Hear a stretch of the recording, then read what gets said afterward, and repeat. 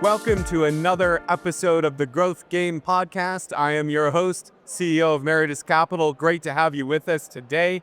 We are live at Staffing World in Orlando and having an awesome time. We're having a great time with new guests and some return guests. But for the first time, I finally have got my good buddy, Dave Kooiman, to join me. What's up, buddy? We'll shake hands. So nice to have you. What I love about Dave is that he's been listening to all the podcasts, but he said, man, I'm going to listen for a couple years before I come on it. I finally got him on. You got me. We got me. It worked out. All right. So awesome. Yeah, great to be here. Really appreciate you being on the show. Yep. Thanks for having me. And it's so awesome. So Dave, and before we start, I do want to tell you, for those who don't listen, I do it on my morning walks, trying to put in. Okay. And it's just great to listen. I obviously can't see you, but listening, I just get great insight from people. So I appreciate you doing this for the staffing industry, for a lot of us in California. It's just great to hear other people going through the same things I'm going through and hearing what they're talking about. So I appreciate you doing that. Thanks, man. I really appreciate it. I've had so much fun doing the podcast, but it's great to hear that it's actually affecting people and you're enjoying it. You know, what I really love about it is it kind of gives some extra insights and pattern matching, but like we're all in this together. Like, we're not in this business if we don't like it. Right. And so it's fun to kind of have that community. Yeah. I was really surprised last night. I had 6 people come up to me during the evening, and I had never met these people before. And they're like, we love your podcast. And I was like, all right, I guess I got to keep doing this. You're legendary, Paul. Come on, dude. You're all over LinkedIn. Let's go. Oh, man. Wow. That's some tough boots to fill. I love it, man. I appreciate it. Thank you for that. You bet.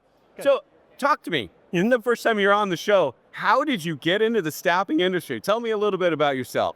Man, like anybody, I didn't even know what the word staffing was. I'm from Northwest Iowa. Okay. I moved out to California in 2000. I taught. Okay. So I was actually a teacher for 2 years. Are you really? I was, yep. I actually taught business education, computer classes, and it wasn't a real challenge. It wasn't my calling, so to speak. Sure.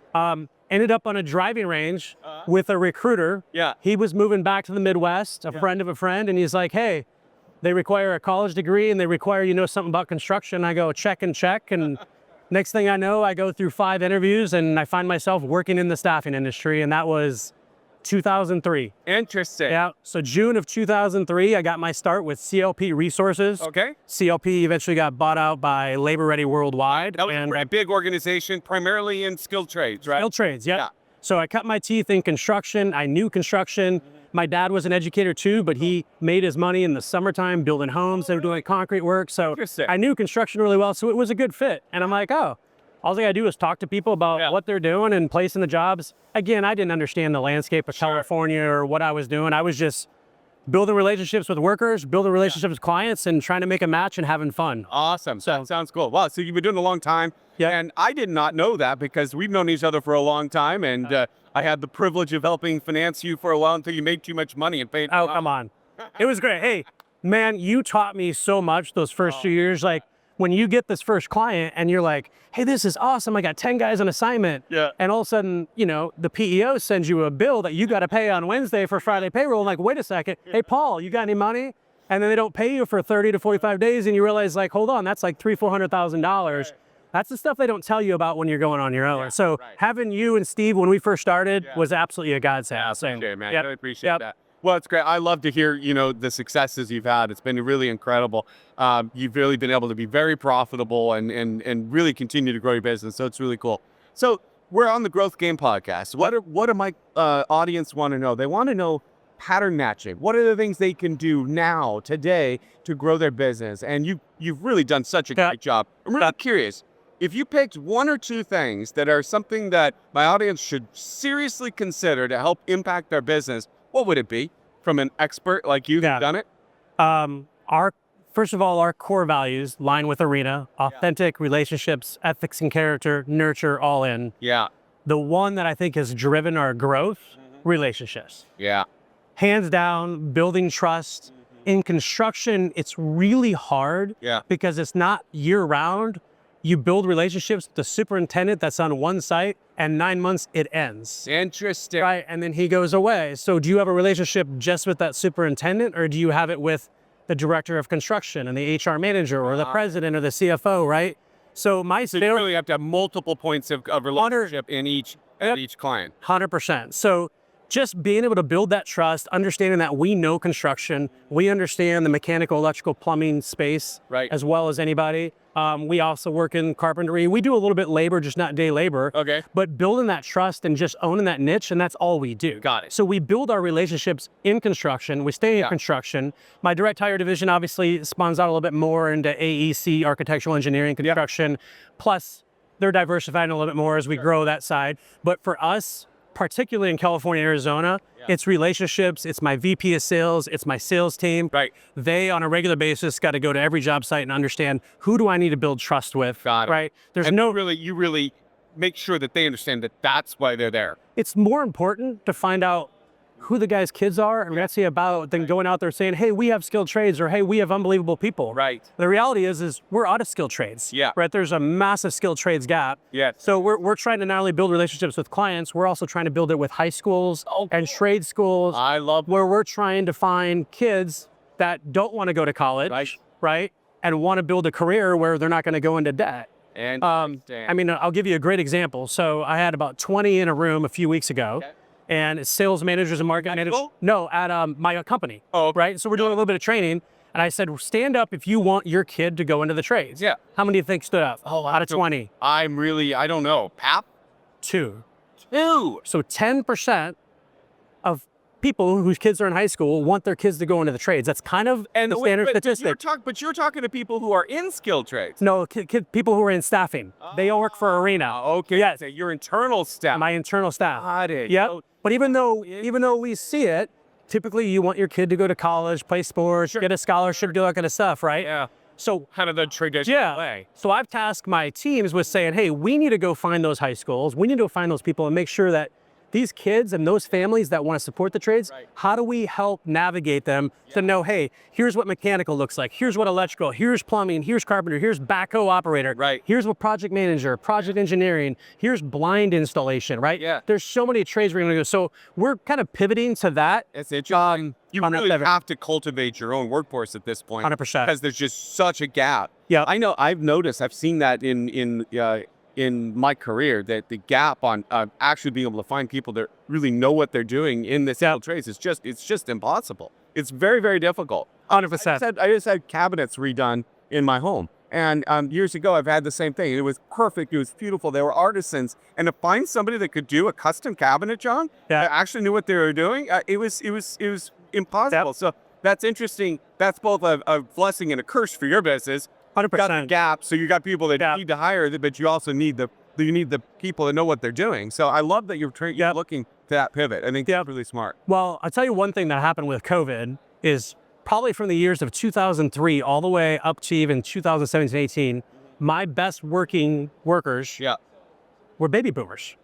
It was the older generation. They wanted to work. They wanted to go work 8 hours a day, 10 hours a day, and they would show up. And then during COVID, there was the scare of COVID on top of it. So they pivoted and they figured out how to install cabinets for you, Paul, or go find a different piece, right? Making money on their own. And just, they're all at retirement age, right? They're in their mid 60s or 70s. In a real shift. So not only are you losing that whole baby boomer generation that were really good at trades, and man, could they, whether it was whatever trade it was, we're trying to get the next generation to do it. And I think it's just going to take some time, and it's going to take education, and it's going to take pain. Right? And we're starting to see that pain. I mean, a lot of my clients, right, they're constantly calling all the time, and we don't necessarily have them. It's not like, hey, give me 10 electricians tomorrow. Like, let me send you 10. It doesn't work like that anymore. I love that. I love that. Well, we were talking about growth, and one of the things you highlighted was, of course, having a real relationship that extends beyond just the business. So when you're training your superintendents or your management staff, what are some of the things that you do to get them to make it clear to have a real relationship instead of just something that's surface with the clients? So I go back to an old model. It's called counselor salesperson. Okay. Right? And the first part of it is building trust, right? So you trust. It's just asking questions, asking about where do you live? Where are you from? Tell me about your family, seeing stuff in the office. Just letting that guard down, that's how you build the trust. Let them talk. And let them talk. Once you do that, you have permission to maybe ask some questions, which we call discovery, which you're trying to figure out if they have a need. Right? Because you can't sell or advocate for your product if they don't have a need, right? So I tell all these new sales reps, your job, You don't even need a business card. Your job is to go out there and make friends, ask them about their project, and then overtime. That's it. I love that. Yep. That's excellent. So I was talking with a skilled trades company last night. They're in other states, and they were like, oh man, I never could go into California. And yet you're there. How do you do it? How do you run a profitable skilled trades business in California without giving away your secret sauce? Yeah. I'm just curious, like what are the things you do that differentiate, and how do you handle the employee challenges in California? So it's great. I actually saw the Bourne Identity on the plane. Okay. And a couple years ago, I had a theme for my annual convention. It was called the Bourne Identity, B-O-R-M. Okay. And so it was training all my sales and recruiter. B-O is business opportunity. Okay. And then the R-M is risk mitigation. Yeah. So we get really excited that someone needs 10 to 15 guys, or hey man, this is going to be $300,000-$400,000 of revenue, or this is going to be great, we're going to get people jobs. Yeah. The risk mitigation is, who's the client? Yep. Look at the contractor state license board. Do they actually have an address? They have a corporate address. Got it. Who are the owners, right? Yeah. Can we lean the job? Who's the GC on the job? Yeah. So we've really trained our teams to mitigate that risk by understanding who we're going to give that line of credit to, right? Right. Obviously, we have the protection with mechanic liens and pre-liens and everything that goes with that. You're going to get paid. 100%. Yeah. But on the workers' compensation side, I've just decided to build it into my workers' comp platform, right? Yeah. So if I negotiate a rate or a blended rate with my workers' compensation, I just add a few bucks in for legal costs. Got it. Right? It's a broken system in California. Yeah. Everyone knows what it is. Everybody knows It's workers' comp. I have quarterly calls on shakedowns on a regular basis, and I just choose to accept it because the clients that don't want to go through, I'm getting better at knowing how to mitigate that risk. They can focus on construction. I'll focus on the employees. Right.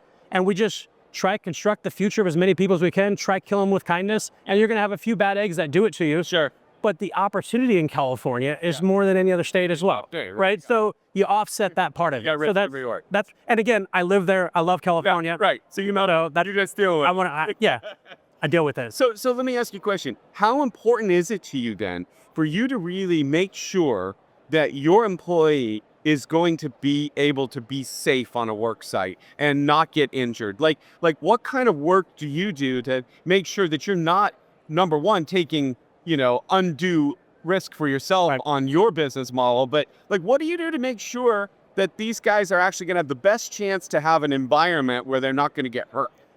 Technology's helped with all of that, right? I don't understand that. So all my sales reps have cell phones, right? So at any time, OSHA actually requires us to do a site inspection before we're there, right? Okay. Typically, my guys are on site doing sales before we ever place anyone. Sure. And if they're not, and we get an order, they need to be there that morning, taking video and checking to make sure that we're going through that process. So they're saying, is everything OSHA approved? Are they doing everything right? I love that. You're really looking out for the interests of your employees. And of course, at the same time, the benefit is you're going to have less accidents on your sites. Yeah, because if you're going to go out and next thing you know, that guy's got him up on a roof without a harness, whatever it is, you're going out there, you're looking at the superintendent in the eyes. Yeah. And again, this is where Microsoft Teams or FaceTime comes into play. Sure. If you don't know, get that superintendent on the phone and go, hey, we're placing a worker on your site. We have shared responsibility. So if something happens, OSHA's finding us both. We just want to confirm that our worker's doing this. He's not doing anything else.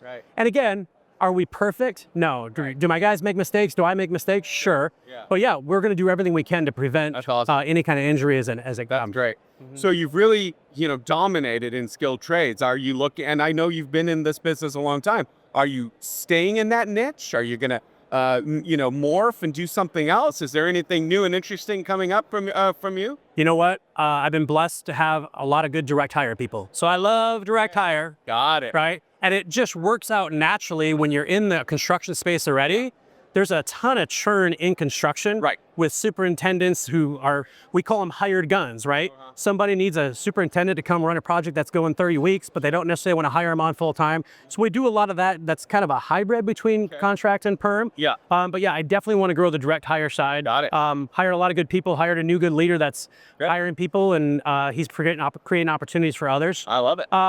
The light industrial side, I'm really hesitant. Yeah. It's got to be a relationship where I know the owner. We understand that we're on the same page on what risk is and the value in my services rather than just using and abusing us. We're careful with that. But I do have a small light industrial division where we're working with clients that my sales reps have relationships in the past, so I have relationships. Where they're purely buying for a real value proposition, not just for pure workers' comp arbitrage. Yeah, and look, I'm a realist. Yeah. Some people are using me as a bank. Yeah. Some are using us just to solely outsource their risk. Right. And that's okay. But as long as we're honest with what's my risk, what's their risk, and we can have a conversation about that. Yeah. It's a lot easier to do business that way in California. Yeah. So I'm going to ask you a question that a lot of people chuckle about because everybody's talking about it, and I don't want it to just be boring. Everybody's talking about it, but I'm going to ask you a question about AI.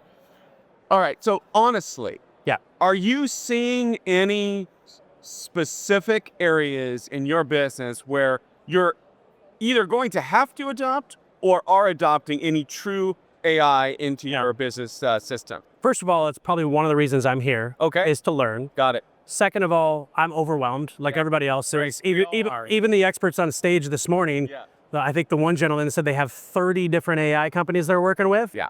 And I just went through and I saw one over there. And it's crazy. Yeah. So what we've done, I've told every recruiter last year saying, hey, AI is never going to replace you as a recruiter. Right. But recruiters who use AI will replace recruiters that don't. And so efficiency for even my sales guys, right?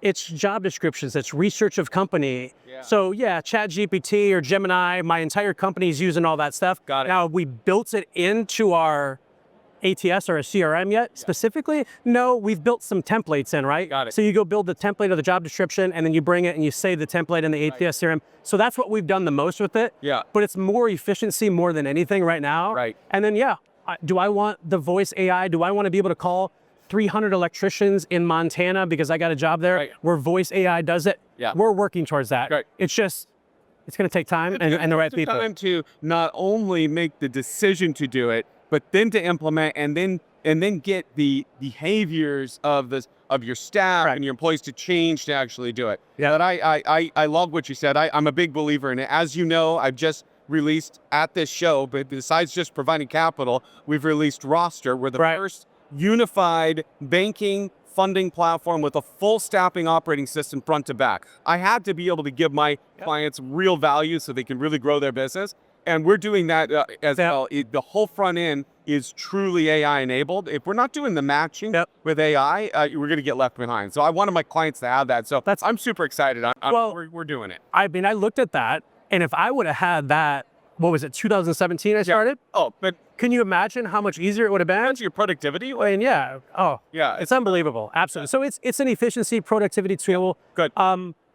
Everyone's going to have to figure out how to adapt to it. Everyone's going to have to adapt. And I like what you said. They will not replace humans, but you know what? The people who use AI will replace the people that don't. It's just, that is the reality. And so you have to get on the bandwagon to gain the productivity that's going to be required in the marketplace. And AI can't replace relationships. That's right. Whereas the fundamental people want to do business with people. Yep. And so that element combined with using it as a strategy to get better at their business and more productive, that's absolutely where it's going to be. And I agree with that very much. For sure. So here at Staffing World, we've been coming to these things for many years. First time. This is your first time. I am so surprised. Well, I've been coming to this thing for many years. Okay. You've been in the business for years. Yeah. I'm curious then, first timer at Staffing World. Is there anything here that so far has been an aha moment or something that's challenged your thinking or something new and interesting? I'd love to hear what that is. Yeah, I think for me, I've never come because I tried to justify that there's no value in it. All these vendors call me anyways. I can have a Zoom call with them. I can figure it out. Right.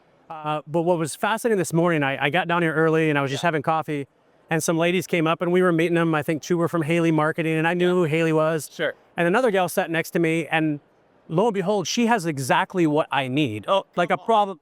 And it's random, right? Yeah. I mean, we go into other states and sometimes it's a pain to set up with a PEO or to go set up directly comp in that state. Sure. And here they are in EOR that will work when I have a project where I only need to run $100,000 payroll on a state in the East Coast. Oh, wow. And so just seeing the value in being here, everyone's collaborative. Everyone wants to help each other out. Very great. I ended up meeting the gals for Staffing GC. Okay. Believe it or not, she was in-house legal at True Blue, which is the old COP back. Sure. Just, if I wasn't here, I would have never had that connection. And I think it was Tom who introduced me. He was here right before. Right. Yeah. Just seeing those connections and back to relationships where it's a super small world. Yes. And we're all here to help each other. That's right. This is the industry that I've seen where there's so many collaborators. not just competitors, but collaborators. I love to hear that. Yep. Well, that's great. So you're going to be coming again then. Yeah, I kind of got I love absolutely. it. Okay. Well, that's a great plug for. Now it's hot and humid here. Let's take it back to San Diego. But Exactly. Great. Well, that's been awesome. Thank you so much for joining me today. I appreciate it. I love our relationship. We've known each other for years, been able to help each other out over the years, and it's great to be able to be on the show. And I really think that my audience is going to really appreciate some of those beautiful tidbits, ways that they can pattern match the things you're doing. Thanks for being a growth game listener, and now obviously now I get to listen to myself on my walk. Yourself on your walk. Absolutely. Thanks so much. I really appreciate it. Appreciate it. All right. Well, that's a wrap, audience, for the Growth Game podcast. Was another excellent edition, and we're going to have a whole bunch more. I think we've got another 10 podcasts being filmed live here at Staffing World. So continue to tune in.